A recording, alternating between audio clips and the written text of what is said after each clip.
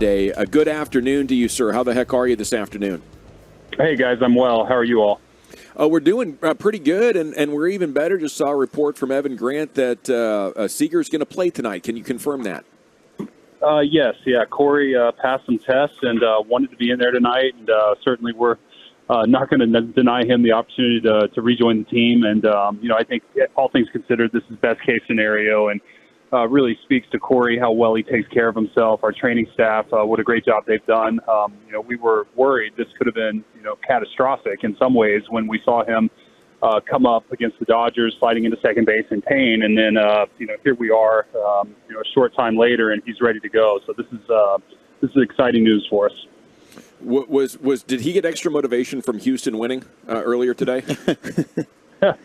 I don't think so. I think Corey's a competitor. He wants to be out there, and he's a gamer, and I think there's still a level of pain that he's going to play through. I don't think it's significant, but it just shows what a team guy he is and how badly he wants to be a part of this, and it was pushing us to be back out there. Now, with Houston winning, they have pulled even. That puts a little extra juice on it. I mean, this is going to be awesome here. Do you expect a tight battle the whole rest of the way?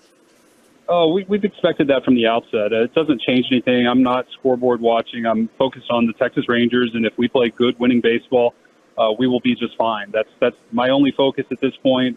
Maybe as we get into late September, we'll do some scoreboard watching. But for right now, it's about us playing our best version of baseball and playing up to our abilities. And if we do that, I think we showed what we're capable of. Super pumped to get Seager back here, CY, but can you tell us any more information on Jonah and then, of course, on Eovaldi? Yeah, I think we did get favorable reports on both.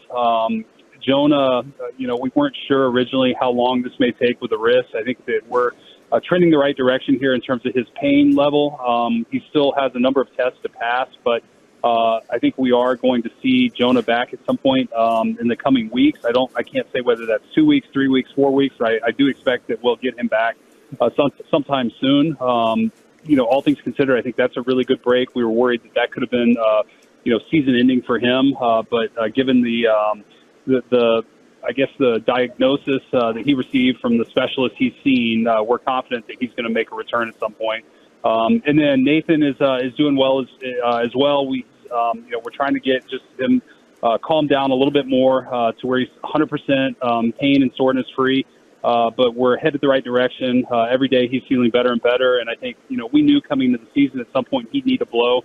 But we're going the right way here, and expect him back hopefully sometime in not too long, maybe 10 to 14 days if everything goes perfectly. CY, as a fan, I want to thank you for being a real general manager and not sitting on your hands and going out and trying to make this baseball team better. As a journalist, I want to ask you, though, when you were identifying, how far along were you to identifying the players that you obtained in these trades? Was it something you kind of had an idea going in you were going, or is this something that kind of materialized as you got closer to the deadline? Well, I think, first of all, to your original comment, no need to thank me. The players and Boch and the staff deserve the credit. They are the ones who played our way into this position. There's no doubt about that our record, getting off to a hot start, it clearly defines what we were going to do at the trade deadline. These guys have played their way into making us, putting us in this position and making everybody here believers in what this team can accomplish. And so we felt a responsibility to them, given how well they played, to go out and make this team even better, and I think that's what we've accomplished. In terms of the specific players that we acquired, we did our pro scouting department did a tremendous job of preparing for this point. The preparation started back in early May, with scouting calls and Zooms and just really going through the entire league and following teams and records and who may be available, who would not be available, and we were very well prepared, and we knew going in we needed pitching, we needed to upgrade both our rotation and hopefully our bullpen. And we feel like over the course of a month, from the acquisition of Aroldis Chapman to the final finishing touch of adding Austin Hedges, we were able to accomplish what we needed to and give this team the best chance moving forward. How fun was it for you personally leading the charge at your your first official trade deadline, and how much did you learn from the entire experience? Well, I think, one, it's much better. The last 2 years we've been sellers, and that was not fun. It's not fun being in a position where you're looking to the future. You're basically punting the remainder of the season. So this year to be on the other side of that and just really thinking about what do we need not only to finish the regular season, but also to set us up for the postseason. It was a lot of fun. It was great. I hope that we're in this position every single year because that's what we play this game for. That's what this is about, and that's what these players sacrifice so much to do. And our fans deserve it, most importantly. So I hope this continues every year. I mean, I learned how hard it is to make a deal. I've seen that the last couple of years. These deals are not easy. It takes a lot to get them to come together. There's a lot of back and forth. And, in the end, when you get these things done, it's not because there was a lack of effort. There's a lot that goes into this, and ultimately we were able to execute what we wanted to do. See why when you guys have done a great job of building your farm system, which allowed you to make some of these trades. Is it the fact that you have so much confidence in your scouting staff and your group that you can make trades where you can move prospects thinking, guys, we'll rally, we'll find ways to get other players here? Is that make it a little bit more easier knowing the type of staff you have and the evaluations you guys are able to make and the acquisitions of these, say, amateur players or players down the road? Yeah, it's not only the amateur acquisitions, it's also the pro acquisitions. Our group has done a tremendous job of really identifying some of the players that we've gotten from other organizations in terms of trades, either in the minor leagues or young big leaguers. And then secondly, which obviously is the amateur acquisition side in the draft. And, our amateur group has done a great job over the last several years of really finding very good players. I think the 2020 draft especially, we traded 2 players from that draft, and TK Roby and Tommy Sajasi, who were both really impact players that came from that 5-round draft. And to see that come together, I have complete confidence that we will replenish. I think one of the nice things that we were able to preserve the top of our farm system with a lot of our guys. And now, I have full confidence that whether it was this year's draft or next year's draft, we'll continue to stockpile and add more talent to the organization. Rangers General Manager Chris Young with us here in the GBag Nation. We loved all the moves, and we're excited about all the players you're able to get, but I think Max Scherzer resonates certainly with every single baseball fan. What can you share with us on how that deal ended up being able to be made? Well, there were a lot of complexities to it. Certainly, Max signed a large contract with New York. There was a financial component. There was a no-trade component. And then there was really us wanting Max to be here in 2024, and Max having to make a decision that really he had earned the right to put that decision off until the offseason, evaluate his choices, whether to opt in or opt out of his contract. And Max made the decision and the commitment to the Texas Rangers to waive that opt-out right and opt into his 2024 contract. And, I can't thank him enough for the willingness to do that. I think it speaks to what we're building. I think it speaks to his desire to win and be part of what we believe is something special here. And, very grateful to Max. But there were a lot of complexities to that deal. And at the end, we got it done. We got the player that we felt like really we needed at the front of our rotation to help lead us. And we're excited to watch him pitch tomorrow. Yeah, it is going to be very exciting as we're talking with Rangers GM Chris Young. Do you expect him to get back closer to Cy Young Max Scherzer, or are we getting what we've seen so far this year?